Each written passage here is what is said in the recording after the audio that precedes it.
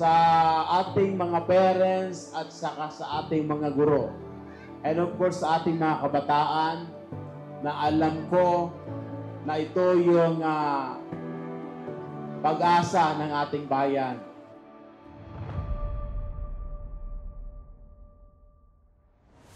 Sinasabi na ang kabataan ay ang pag-asa ng ating bayan dahil kung itong mga anak natin na to na mga na nag-aaral ay hindi po natin mahubog ng maganda, baka hanggang pangarap na lang na ang mga kabataan natin ay ang pag-asa ng ating bayan.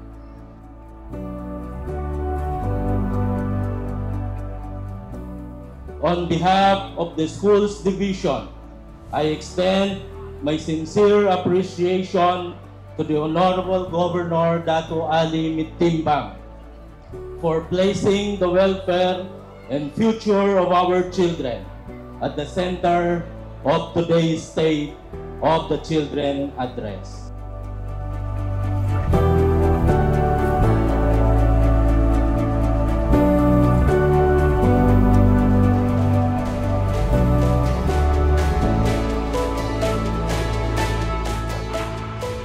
Nyabay, pakanay, apo pandayan ng mga ina na mga wata.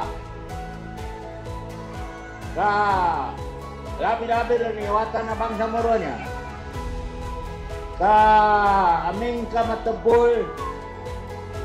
So, tagunaban niya timpo ang mga watapan na si kanupay inam atau pag-asa ng mga kalukas, mga lukas sa una nagay.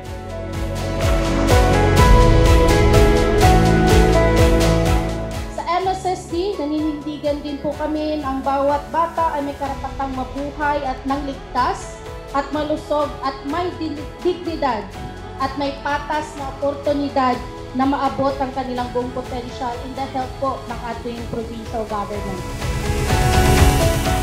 Wala, subay mapagnito sa kita no tanan na yung mga wata tano na pandayan tano sa gunaban ni timpo apar wata pansilan.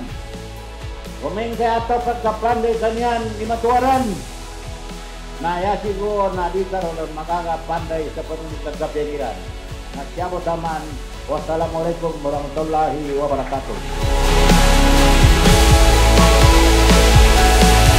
Kinikilala natin na ang pagprotekta sa kabataan ay hindi lamang po usapin ng polisiya.